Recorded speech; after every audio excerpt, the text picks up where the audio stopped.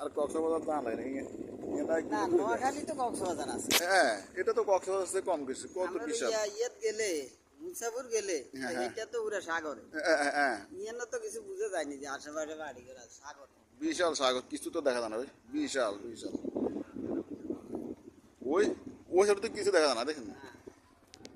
এই ওই কিছু দেখা যায় না। এই এই লাঞ্চ দিয়ে তো ইয়ে করে দেখেন, কিছু দেখা না। আর পানির শব্দটা খুব ভালো লাগে। ওই টলার এখন কত দূর